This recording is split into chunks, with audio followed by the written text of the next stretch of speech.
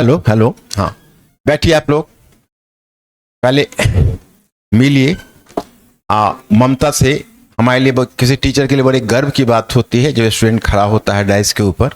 आज ममता खड़ी है और हिस्ट्री में इसका 276 मार्क्स है और डेफिनेटली आप समझ सकते हो कि इस बार का क्या हिंदी माध्यम का पहली बार इस तरह का यूपीएससी के इतिहास में देखने को मिला है कि हिंदी माध्यम का फर्स्ट टॉपर और सेकंड टॉपर, इंग्लिश मीडियम के फर्स्ट टॉपर सेकंड टॉपर से ऑप्शनल में ज़्यादा मार्क्स है।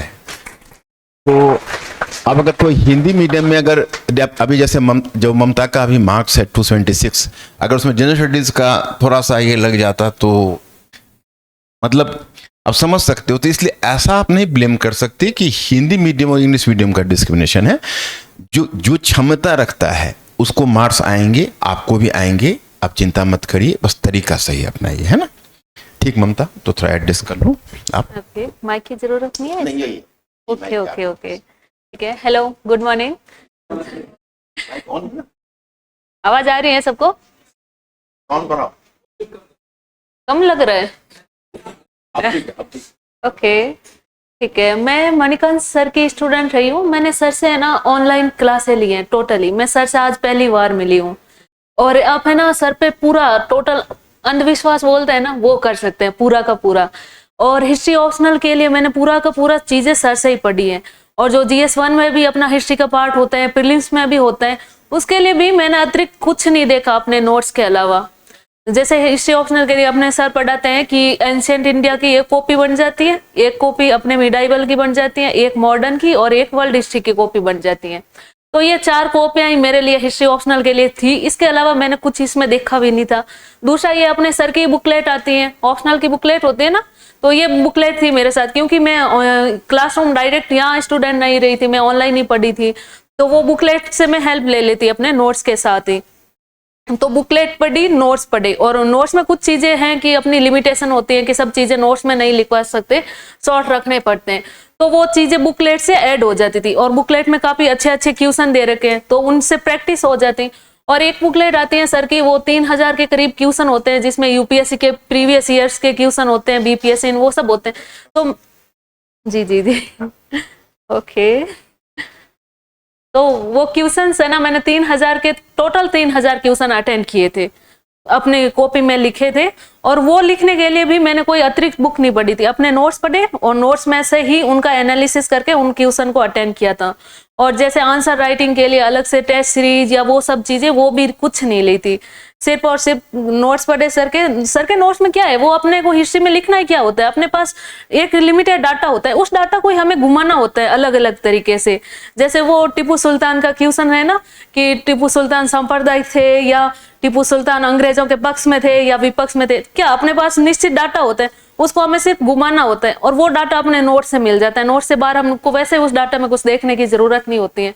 तो आप निश्चित तरीके से, हम हिस्ट्री ऑप्शनल में पहले देखो, जैसे मेंस का एग्जाम था, उस समय जब मैंने बताया मेरा ऑप्शनल हिस्ट्री है, तो सब लोगों ने ऐसे मेरे प्रति दया दृष्टि से देखा कि एक तो हिंदी मीडियम, ऊपर से तुम्हारा हिस्ट्री ऑप्शनल बहुत वास्ट सब्जेक्ट है। तब मुझे जाके पहली बार ही पता चला कि हिस्ट्री ऑप्शनल वास्ट सब्जेक्ट है। जबकि मेरा तो ये था यार 4 तो बुकलेट है, इसमें 4 अगर बुक हम नहीं पढ़ सकते तो जीएस में तो कितनी बुक पढ़ते हैं हम, तो ये 4 बुकलेट में कौन सा इनको वास्ट लग रहा है। और मैंने बोला भी था कि यार 4 ही बुकलेट है, इसमें कौन सा वास्ट चीज है, बट किसी ने ऐसा था ही नहीं, दया दृष्टि बनी रही थी। जब इस बार मैंने अपने वो मार्क्स देके, और लास्ट टाइम जैसे 2023 में भी मैंने दिया था, और लास्ट टाइम 23 में मेरा मेंस न होने का एकमात्र रीजन भी मेरा ऑप्शनल ही रहा था उस समय भी। लेकिन उस समय क्या, मैंने जो सर बताते हैं वो चीजें फॉलो नहीं की थी कुल मिला के, और इस बार फॉलो की, तो मैं समझ सकती हूँ कि सर का वास्तव में योगदान बहुत बड़ा है। और सर जो चीजें समझा रहे हैं उसको हम समझ ले और इम्प्लीमेंट कर दे। तो मेरे मार्क्स रहे थे 182, जिसमें मैंने क्या किया, सिर्फ नोट्स पढ़े। यानी जो आंसर राइटिंग हमें सर बोलते हैं कि एनालिटिकल तरीके से आंसर लिखना और वर्ड पर फोकस करते हुए लिखना, तो वो भी मैंने चीजें नहीं की, सीधा का सीधा पैराग्राफ उठा के जो क्वेश्चन आता उसका छाप दिया था। तो मेरे मार्क्स थे 182 ओनली, और इस बार मेरे मार्क्स हैं 276। तो ये इम्प्रूवमेंट हुआ है। मैंने जो सर बताते हैं कैसे आंसर लिखना है, उसी तरीके से आंसर लिखने से हुआ है। और जैसे अपने ऑप्शनल के लिए बुक्स बताई जाती है, मतलब बड़ी बड़ी बुक्स, जैसे उपाध्याय जैसे कुछ है ना, उपेंद्र सिंह, तो मैंने खरीदी नहीं है ऑप्शनल के लिए बुक्स। मेरे ऑप्शनल का जो सेक्शन है उसमें सर के 4 क्लासों के 4 नोट्स हैं, उसमें 4 जो बुकलेट आती हैं वो बुकलेट है, और एक अपने ये 3000 वाले क्वेश्चंस की बुकलेट है, और साथ में बस वो है जिसमें मैंने वो क्वेश्चंस के आंसर लिखे हैं। यूपीएससी के जो भी क्वेश्चंस रहे हैं उनके आंसर मैंने लिखे हैं और सर के वो डाटा को बेस बना के ही लिखे हैं। तो मैं ऑनलाइन में वैसे कॉपियां रिलीज कर दूंगी, तो आप देख सकते हैं जो सर जैसा लिखा था मैंने वैसा का वैसा पूरा कॉपी लिखा है। तो आप बिल्कुल भी तो बिना किसी प्रकार के डाउट के आप सर पर पूरे तरीके से विश्वास कर सकते हैं। और दूसरा, हिंदी मीडियम किसी भी रूप में बाधा नहीं है, और ऐसा भी नहीं है हिंदी मीडियम में है तो इस ऑप्शनल में नंबर नहीं आते हैं, उस ऑप्शनल में आते हैं, ऐसा सब भ्रम है। सब हम मेहनत करेंगे तो हम कहीं से भी कैसे भी नंबर ला सकते हैं। और इसका एग्जाम्पल मैं खुद बता सकती हूँ कि मैं दिल्ली अपने इंटरव्यू देने के दौरान आई थी। इसके अलावा मैंने पूरी प्रिपरेशन अपने घर में, जोधपुर की रहने वाली हूँ, अपने घर पर बैठ कर की थी। दिल्ली आना या बड़े शहर में आना भी मेरे लिए कभी पॉसिबल था नहीं वैसे। तो घर पे बैठ के भी अगर मैं सर के ऑप्शनल को इनडायरेक्टली पढ़ के अगर मैं कर सकती हूँ, तो आप तो डायरेक्ट सर से जुड़कर पढ़ रहे हैं। तो अपना सौभाग्य मानते हुए आपको सर को पूरी तरह जो चीजें बता रहे हैं उनको इम्प्लीमेंट करना चाहिए, और आप हिंदी मीडियम में टॉप कर सकते हैं आराम से, और अपने ऑप्शनल के साथ कर सकते हैं। और कुछ आप पूछना चाहिए तो पूछ सकते हैं बिना किसी डाउट के, आराम से पूछ सकते हैं। जीएस की तैयारी तो सेल्फ भी की है मैंने मैक्सिमम, और कुछ चीजें नहीं आती वो यूट्यूब पर देख लो, या अदर जो इंग्लिश मीडियम की कोचिंग्स हैं उनके नोट्स ले लेती थी। मैंने जीएस की तैयारी में मैक्सिमम इंग्लिश मीडियम के जो नोट्स होते हैं ना उन्हीं को लिया था।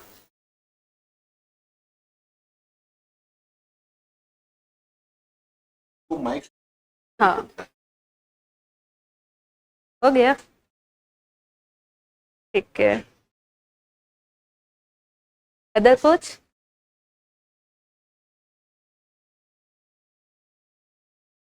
बढ़िया है फिर, ठीक है, okay, thank you. Good morning ma'am.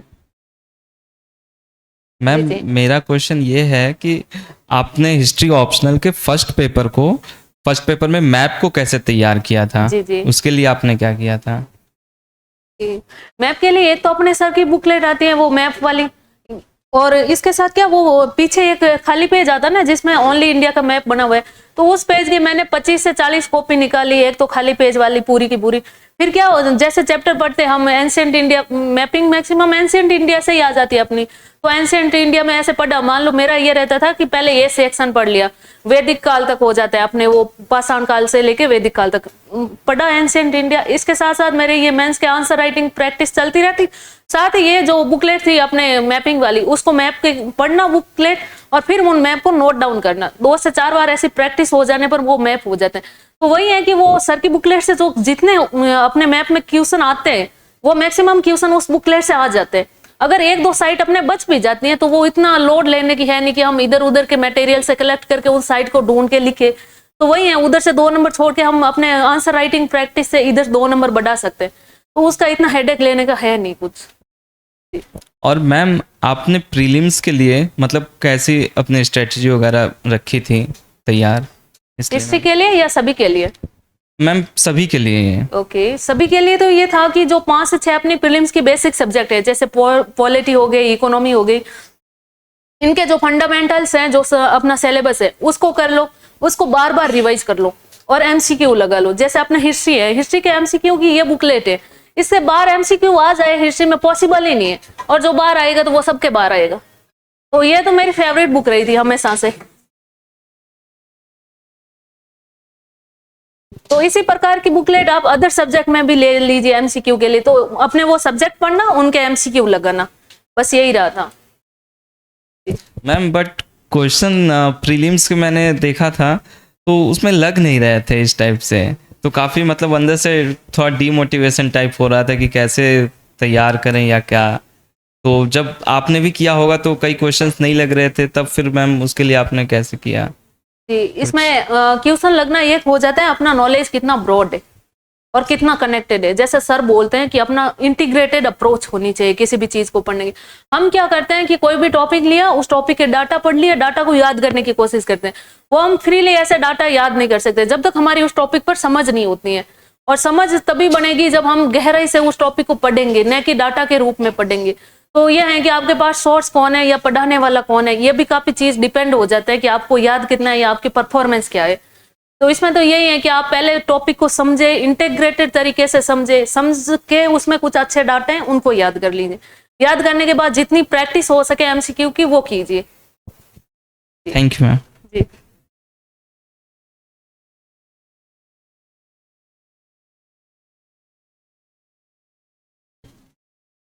Good morning ma'am. जी, good मेरा नाम आयशा है। सो मैम मेरा ना बहुत बेसिक सा क्वेश्चन है, क्योंकि अभी मेरा फर्स्ट ईयर स्टार्ट हुआ है, तो कह सकते हैं कि मैंने भी शुरुआत भी नहीं किया है, और मैं मतलब सिलेबस देख के बहुत ज़्यादा हाइपर हो गई, लाइक मतलब शुरुआत कहाँ से करूँ। सो मैम ये आप बता दो स्टार्ट कहाँ से करना चाहिए। जी, ऑप्शनल के लिए या टोटल? टोटल के लिए। ओके, देखिए मैम, ऑप्शनल के लिए तो है कि अपन सर की क्लास से स्टार्ट करके इनके नोट्स डेली पढ़ते जाओ और इनका तो हो जाता है। बाकी जो अपने जीएस का है उसमें भी हमें फर्स्ट चैप्टर से ही स्टार्ट करना पड़ेगा। अपनी बेसिक बुक ले लीजिए या अपने क्लासरूम सर के जीएस के क्लासेस चलते हैं या उनके नोट से, तो वही है, पहले चैप्टर से स्टार्ट कीजिए, कोशिश कीजिए, उसके साथ साथ एमसीक्यू अटेंड करें और प्रीवियस ईयर क्वेश्चन अटेंड करें। तो इसमें तो हमें पहले चैप्टर से ही स्टार्ट करना पड़ेगा बस। ठीक है, थैंक यू मैम। जी।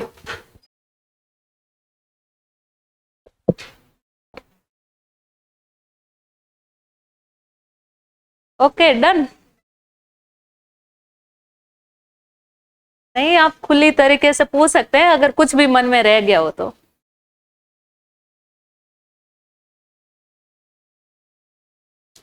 दो माइक दो। फर्स्ट ऑफ ऑल मैम, आपको very very congratulation behalf of me and my friend. सबसे पहले तो मैं ये पूछना चाहता हूँ, जैसे कि मतलब आपने बताया कि आप जीएस सेल्फ स्टडी से ही प्रिपेयर करी। जी। मेरा और मेरे फ्रेंड का भी जीएस सेल्फ स्टडी से ही हम लोग प्रिपेयर कर रहे हैं। तो आप मतलब कि उसके लिए कंटेंट कहाँ से उठाती थी, और नोट्स मेकिंग या सिनॉप्सिस वगैरह में किस तरह से मतलब आपका योगदान रहा, और आपकी लाइफ में दोस्तों का क्या योगदान रहा ये भी बता दूं मैं। बिकॉज कभी कभी हम लोग मतलब थोड़ा सा होता है ना कि मतलब इसे लगता है कि मेरा हो जाएगा आसानी से, मुझे लगता है इसका हो जाएगा, लेकिन तो फिर आप दोस्त नहीं का रहे। कभी कभी तारीफ करके वो झाड़ पे चढ़ाने वाले काम करते। तो इसमें मतलब आप बताओ थोड़ा एक्सप्लेन। मेरा ऐसा रहा था कि एज मिनिमम सोशल इंटरेक्शन, मेरे एज सच कोई ऐसे फ्रेंड नहीं रहे यूपीएससी वाले। और बाकी जैसे मैं टीचर रही हूँ तो टीचिंग वाले तो थे, बट यूपीएससी वाले मेरे कोई फ्रेंड नहीं थे। मैंने जो भी तैयारी की है अकेले ही रह के की है। दूसरा, जैसे कि आपने पूछा है कि कंटेंट कहाँ से, कंटेंट तो जैसे लक्ष्मीकांत है, हम सब कहीं से भी लक्ष्मीकांत को उठा सकते हैं, ये है। और दूसरा, जैसे हिस्ट्री ऑप्शनल है तो अपने हिस्ट्री वाले पार्ट को छोड़ दिए। इकोनॉमी है तो कुछ मैंने कोचिंग नोट्स उठाए थे इकोनॉमी के लिए, तो वही है, उनका प्रिंट आउट निकाल लिया और फिर पढ़ लिया। और कुछ अतिरिक्त सब्जेक्ट में उनकी बुकलेट मिल जाएगी। जैसे अब तो आपने वो डिजिटल प्लेटफॉर्म पर सब चीजें बता रखी है कि कौन सी की बुक अपने को कौन सी पढ़नी चाहिए टाइप से। उसमें मैं मतलब कि थोड़ा सा हो जाता है ना जी। कि कंटेंट तो हमारे पास, अब तो मणिकांत सर पे हम लोग को अंधविश्वास टाइप का वो हो गया है, जी। बिकॉज इनका जो इंटीग्रेशन अप्रोच का हो रहा है, तो उसके माइक पास थोड़ा। मैम तो इसमें वो जानना है कि आप शॉर्ट नोट्स मेकिंग किस तरह से करती थी, चीज़ों को शॉर्ट में जी जी जी। इसमें ये है कि अपने पास, जैसे कि मैम से मेरी बात हुई थी तो उन्होंने ये बताया कि अपने दी स्टडी का ही मटेरियल आ रहा है मार्केट में जो बुकलेट के रूप में होगा। तो इसमें आप ये कर सकते हैं कि अपने पास जो भी सब्जेक्ट की बुकलेट है उसमें जो हाइलाइटर आता है ना उससे हाईलाइट कर दीजिए, क्योंकि शॉर्ट नोट बनाने इतना अपने पंचवर्षीय योजना बनानी नहीं है। यूपीएससी को टारगेट लेके चलो कि 25 की एक एज या अपने 23 की एज मान लो, जो ज्यादा डेस्परेट है वो एक मैक्सिमम होना चाहिए। उसके बाद इस जर्नी से बाहर निकलना सबसे बेहतर ऑप्शन है। तो हमें ये जर्नी लंबी खींचनी नहीं है। जब लंबी खींचनी नहीं है तो उस हिसाब से कि शॉर्ट नोट्स, फिर उस शॉर्ट नोट के और शॉर्ट नोट बनाएंगे, तो शॉर्ट नोट से तो पढ़ाई नहीं होती है। मेन बात ये है, वो शॉर्ट नोट अपने लास्ट में भले ही काम आ जाए। जैसे हिस्ट्री में भी मेरे साथ ही एक लड़का बैठता था, वो भी साथ ही लिखा था, तो उसके पास क्या इतने सारे शॉर्ट नोट और फिर वो इतने सारे इतिहासकारों के नाम थे, जबकि मैं अपनी बुकलेट लेके ही बैठती थी अपने जो एग्जाम से पहले, घंटा भर पहले, तो वो हाईलाइटर से हाईलाइट किया हुआ होता। हाईलाइट की हुई चीजें अपने आप ही वो हमें शॉर्ट ही लगती है। हमें रिवीजन किया हुआ है तो वो चीजें सब अपने आप ही शॉर्ट लगेगी, उसमें शॉर्ट नोट्स की जरूरत नहीं है अलग से। Thank you ma'am. अच्छा एक मिनट, जस्ट एक मिनट, तुमको हम इंटरप्ट करना चाहेंगे। तुमने जो ममता को भी गलत इन्फॉर्मेशन दिया है कि तुम फ्रीलांस कर रहे हो, तुम हमारे मेंटरशिप जीएस प्रोग्राम में जुड़े हुए हो, हमारा पूरा का गाइड है वो सब इंटीग्रेटेड तुमको करवा रहा है, तो तुमको तो इन्फॉर्मेशन देना चाहिए था ना। ये तुम इस इन्फॉर्मेशन को कवर क्यों किया भाई? पूरे क्लास सुन लो, क्योंकि कल क्वालिफाई होगा तो मुझे क्रेडिट देना। हाँ हाँ बिल्कुल बिल्कुल, तुमको क्रेडिट देना पड़ेगा। ममता को भी हम विटनेस बना रहे हैं। अने वो तो है, लेकिन हमारा मेंटर, सारे मेंटर को हम उसी पैटर्न पर ट्रेन किए हुए। अभी जो आपको आशीष जी करवा रहे हैं ज्योग्राफी, आज तक कभी ज्योग्राफी वैसा किया था आपने? फिजिकल से जोड़ के इकोनॉमी, ह्यूमन को और ह्यूमन को जोड़ के इन्वायरमेंटल इकोनॉमी से इतना इंटीग्रेटेड जब दे रहा है। अभी ममता ने क्या कहा, आप डेटा कहीं से भी ले सकते हो। जैसे देखो एआई है, एआई का क्या काम होता है? क्योंकि डेटा, उसमें डेटा, एआई में क्या चाहिए? डेटा सेंटर चाहिए। कहीं से डेटा उठाता है उसको मतलब सिस्टमेटाइज करके दे देता है, यही करता है ना। तो हम जब आपको सिस्टमेटाइज करके दे रहे हैं, डेटा तो कहीं वही रहेगा, जीडीपी थोड़ा बदल जाएगा, समझ रहे हो कि नहीं? लेकिन उसको प्रेजेंटेशन इज वेरी इंपॉर्टेंट, कि बच्चा कैसे याद रहेगा। इसने जितना मतलब स्पष्ट ढंग से इसने समझाया है, आई एम मतलब ग्रेटफुल टू हर, कि मतलब आपसे बहुत अच्छे ना, हर आदमी के पास इतना कम्युनिकेटिव स्किल नहीं होता है जितना बेहतर मतलब she has communicated with you people, क्योंकि यही आज की सच्चाई है। इसलिए इंटरव्यू में भी अच्छा मार्क्स है, क्योंकि वहां पर भी उसको लगा होगा, बोर्ड मेंबर से भी दबी नहीं होगी, क्योंकि जो इसको मन में होगा। हमें जस्ट हम बस एक कहानी 1 मिनट के लिए शेयर करना चाहेंगे। पुरुषोत्तम अग्रवाल जो रिटायर्ड हैं, उन्होंने कहानी बताई थी कि एक इसी तरह एक लड़की थी, तो हम लोग 5 मेंबर्स मिलकर उसको दबाने लगे। हरियाणा से थी, तो उसको दबाने लगे कि भाई खाप पंचायत तो उचित है, तुम्हारे गार्जियन है, अरे तुम गलत करते हो तो गार्जियन चाटा नहीं मारता है, वो कुछ करता है। तो बोला कि वो अकेला रजिस्ट करती रही। हम 5 मेंबर्स मिल गए चेयरमैन समेत, उसको दबाने की कोशिश की। तो अंत में जो वो नहीं समझे तो बोले कि देखो आप लोग कुछ कह लो साहब, एक देश में 2 कानून ना चलने का तो ना चलने। बोला कि सबसे ज्यादा हमने मार्क्स दिया उसको, मेंस तो मैं नहीं जानता, हम लोगों ने मार्क्स दिया। अगर उसको मेंस में अच्छा मार्क्स रहा होगा तो उसका वो IAS IPS हुई होगी। इसी तरह वो बोले थे हमको। इसीलिए स्पष्ट वारिता बड़ी चीज होती है ना। ठीक है ममता, कीप इट ऑन। कुछ बातें मैं है ना स्पष्ट करना चाहूंगी। जैसे हम कोचिंग करते हैं तो हमारा बहुत डाउट होते हैं कि नहीं नहीं ये कोचिंग अच्छी नहीं है, वो वाली कोचिंग अच्छी चल रही है, या ये सर अच्छे नहीं पढ़ा रहे, वो सर अच्छे पढ़ा रहे होंगे। तो सबसे इंपॉर्टेंट बात है अपने नोट्स और अपने कोचिंग पर विश्वास रखिए। आपने यहाँ इन्वेस्ट किया है तो मैक्सिमम आउटपुट लेने की कोशिश कीजिए। जैसे मेरे साथ भी ये था कि हिस्ट्री ऑप्शनल कहते ही मैं सीधा बोल देती मैंने मणिकांत सर से पढ़ा है, तो उसमें ये बोलते हैं कि सर ने इतिहासकारों के नाम कम लिखा है, इसमें तो इतने सारे इतिहासकार होते हैं, सर के नोट्स हैं वो कम है, उसमें तो इतनी चीजें होती हैं। लेकिन मेरा विश्वास कभी डगमगाया नहीं था, क्योंकि वो क्वालिटी मुझे अपने आप पता चल रही थी पढ़ के चीजों को, और उनसे मेरे क्वेश्चन हो रहे थे। सबसे इंपॉर्टेंट बात यह है कि 3 से 4 हजार क्वेश्चन की सर की वो बुकलेट आती है ना, पतली सी प्रीवियस ईयर क्वेश्चन की, तो वो मैं इतने सारे क्वेश्चन अगर अटेंड करने में सक्षम थी तो सर के नोट्स में कोई कमी नहीं थी। तो अपने नोट्स, अपनी कोचिंग में विश्वास करना सबसे जरूरी है, नहीं तो हम दर दर सिर्फ भटकते रह जाते हैं। ये मटेरियल इकट्ठा कर ले, वो कर ले, कुछ नहीं होता है उससे। जैसे ये है कि आपके पास मान लो जीएस के आपके कोई भी प्रकार के नोट्स हैं आपके पास पड़े हैं, उन नोट्स को पढ़िए, साथ में न्यूज़पेपर पढ़िए। न्यूज़पेपर से क्या आपके करंट की चीजें क्लियर हो जाएगी, और लास्ट में कोई भी कंपाइलेशन पढ़ लीजिए। इससे बात जीएस में भी कुछ नहीं पढ़ना होता है। और सबसे इंपॉर्टेंट मेंस के टाइम हमें आंसर राइटिंग की प्रैक्टिस करनी है, वो भी कम से कम मटेरियल में। हमें क्या डाटा बहुत लिमिटेड चाहिए होता है, ये हम हिस्ट्री ऑप्शनल से सीख सकते हैं। कितने लिमिटेड हमको डाटा चाहिए होते हैं। 4 बुकलेट में अगर हम ये ऑप्शनल पूरा निपटा रहे हैं तो फिर क्या ही चाहिए इससे। 4 बुकलेट सिर्फ अपन इतने 300 क्या 500 मार्क्स के लिए कर रहे हैं, बाकी जीएस कितने मार्क्स का है, कितनी सारी बुक्स पढ़ते हैं। तो यही है कि लिमिटेड रख दीजिए उनको, और उन्हीं को बेस बनाकर, और सर जो जिस प्रकार की स्टाइल बताते हैं उसी स्टाइल में हमें क्वेश्चन अटेंड करने होते हैं, तो इससे निकला जा सकता है। देखो मैं अपना ही एग्जांपल दे देती हूँ, मैं ऑनलाइन रही हूँ, मेरे पास इतनी सारी चीजें, इतने सारे नोट्स या इतने गाइडेंस नहीं थी, फिर भी अगर मैंने निकल आई, ये मेरा 3rd अटेम्प्ट रहा है, और मेनली प्रैक्टिस करके मैंने ये 2nd दिया, क्योंकि एक अटेम्प्ट मेरा ऐसा ही कि दे देते हैं टाइप, मतलब कॉलेज टाइप, जब मेरा ग्रेजुएशन नहीं हुआ था। अगर मैं ये 2nd अटेम्प्ट में ये निकाल पा रही हूँ और ऑनलाइन रह के दूर रह के भी निकाल पा रही हूँ, तो इसका मतलब ये है कि हम कम नोट्स में भी निकाल सकते हैं। बस ये है कि हमें जो हमारे पास चीजें हैं उनमें विश्वास करना होगा। और मीडियम जैसे कि हिंदी मीडियम या इंग्लिश मीडियम वो मैटर नहीं करता। यूपीएससी वाले सच में इतने अच्छे मार्क्स देते हैं। मैंने 23 लिखा अपना मेंस 23 का, 642 मार्क्स के करीब मेरे मार्क्स है। तो वो जीएस में मैंने देखे बहुत ऐसे रद्दी पैराग्राफ भर के ही आई हूँ मैं, कॉपी में कोई ऐसा बहुत तीर मार के नहीं आई हूँ, फिर भी उन्होंने इतने अच्छे मार्क्स दिए। तो उससे मुझे लगता है कि यूपीएससी में कोई भेदभाव नहीं होता है कि ये हिंदी वाले हैं इनको मार्क्स नहीं देंगे। बस ये है कि हमने अगर उस स्टैंडर्ड का लिखा है, यूपीएससी का अपना एक स्टैंडर्ड है जो सर हमें हमेशा बताते रहते, तो उस स्टैंडर्ड का हमने अगर आंसर लिखा है तो हमें कंफर्म है कि उसी स्टैंडर्ड के मार्क्स मिलेंगे और हमारी रैंक भी अच्छी आ जाएगी।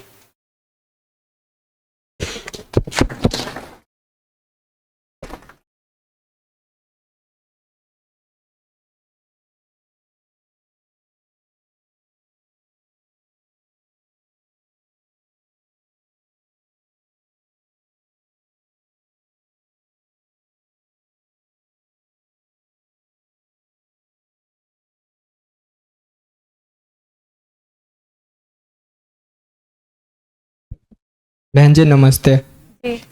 जैसे आपने तैयारी के समय में कुछ अभी टेक्निक के बारे में कहा, जैसे कि मिनिमम रिसोर्सेज और मैक्सिमम रिवीजन के बारे में, तो ऐसे ही आप जो है टेक्निक और स्ट्रेटजी बताइए, जैसे कि आप अपने तैयारी के दौरान जो भी स्ट्रेटजी अपनाया और सोचे कि मैं और क्या बता सकता हूँ, तो ऐसे कुछ बताइए स्ट्रेटजी और टेक्निक जिससे तैयारी में। टेक्निक जिससे मतलब मैंने क्लियर किया वही पूछ रहे हैं आप? जी। इसका एक ही आंसर बोल सकती हूँ कि अपने टाइम को इतनी कीमत दे कि आप फ्री बैठे हैं तो भी आपको किसी के साथ जाना, फ्री बैठना ज्यादा अच्छा लगे किसी के साथ जाने से। आपका फ्री टाइम की भी वो वैल्यू हो जो किसी के साथ जाने से पूरी नहीं हो सकती। सबसे इंपॉर्टेंट है अपने आप को और अपने टाइम को वैल्यू देना। और दूसरा यह है कि आप डिसिप्लिन के साथ सिर्फ पढ़ना और मेहनत के अलावा इसका कोई दूसरी स्ट्रेटेजी नहीं है। देखिए जैसे मेरा रहा है कि मैंने इंग्लिश मीडियम के नोट्स पढ़े जीएस के लिए, उनसे फिर हिंदी में अनुवाद किया, फिर हिंदी में अपने हैंड रिटन नोट्स बनाए, फिर उनको पढ़ा। अपने करंट के लिए मैंने खुद न्यूज़पेपर से नोट्स प्रिपेयर किए। तो ये तो मेरे तो डबल ट्रिपल मेहनत रही ना, फिर भी मैंने मेहनत करने से नहीं चुकी हूँ। तो इसका एक ही समाधान है कि आप सिर्फ और सिर्फ आप मेहनत से निकाल सकते हैं, कोई शॉर्टकट नहीं है इसका। और कोई आपको बता रहा है तो बेवकूफ बना रहे बस। जी thank you.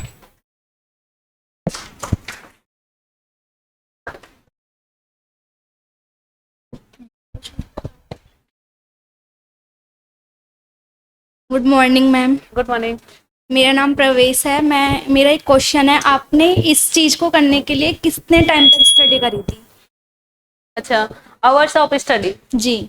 Okay, per day? हाँ जी। जैसे मैं बताती हूँ, मैं ऑनलाइन रही हूँ और बाहर रही हूँ, तो मेरे लिए पढ़ना मतलब मेरे लिए ज्यादा आवर्स देना बहुत स्वाभाविक था। तो मेरा मिनिमम 10 आवर्स रहता था मिनिमम, और मैक्सिमम 15 से ज्यादा कभी नहीं गया। लेकिन वो तब जाता जब हमारे एग्जाम करीब होते। जैसे ये प्रीलिम्स आ रहे हैं तो मार्च से मेरा ये रहता कि 12 घंटे से कम में अपने को करना नहीं है। और जब मेंस होता तो मेंस में 13 से 14 घंटे मिनिमम हमको लेके चलना पड़ता है, क्योंकि एक तो इतनी सारी सब्जेक्ट होती है ना, उनको हम टाइम नहीं देंगे तो स्वाभाविक है हम उनको पूरा नहीं कर पाएंगे टाइम पे सिलेबस। और दूसरा यह है कि पढ़ने के अलावा किसी दूसरी चीज में अगर हम ध्यान भी देंगे तो इससे क्या होगा, माइंड डाइवर्ट होगा। उस माइंड को फिर लगाने में हमको टाइम देना पड़ेगा ना। तो वही है कि दूसरी जगह टाइम वेस्ट नहीं करे, सिर्फ पढ़ने में लगे। और पढ़ने के अतिरिक्त आपके पास टाइम बच जाता है, आपके कोई शौक पूरे कर लीजिए, जैसे हॉबीज होती है। मान लो वो भी नहीं है तो सोने में टाइम बीताइए, वो सबसे अच्छा है। माइंड कम से कम वो कोशिका ढंग से काम करेगी। थैंक जी, यू। ओके।